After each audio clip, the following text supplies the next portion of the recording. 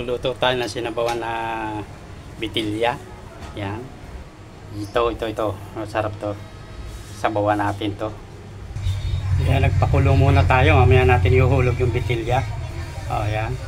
Yan. Ito ang sangkap natin, ha. Yan. Saka talbos ng kamote, yung sangkap natin. Mamaya ihuhulog natin yung pagkaluto na yung bitilya. Ito yung bitilya, yan. O, yan. Mamaya ihuhulog natin yan pag sumulak na. Yan, oh. Kumukulo na. Ihuhulog na natin yung bitilya. Ito, yan. Yan. Ito, yan. Oh.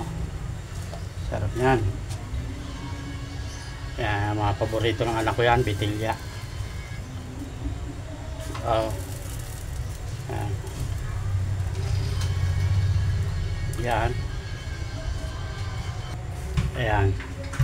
Lalagyan na natin siya ng bitsin. Ito yung bitsin. Yan. Lalagyan natin sila ng pampalasa. Magic sarap. Baka naman. Yan. Yan. Ayan, kumukulo na. Malapit nang maluto. Ilalagay na natin yung talbos ng kamote. Yan po ay nilagang bitilya. Nilagang bitilya. Suabe, mga paborito yan ng mga anak ko. Pakasarap po niyan. Ang nagluto pa ay siyempre Bicolano. Yan. Uragon. Yan. Haluin natin ng bahagya para bumaba yung kamote ng maluto. Yan.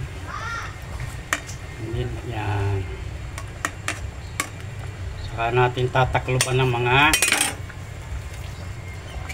5 minutes. Yan. Ayan, bubuksan na natin. Wow, ang sarap naman. Sarap. Yan o, finished product na o yan. Pwede nang kumain. Kakain ng mga anak ko. Yan, salamat po guys.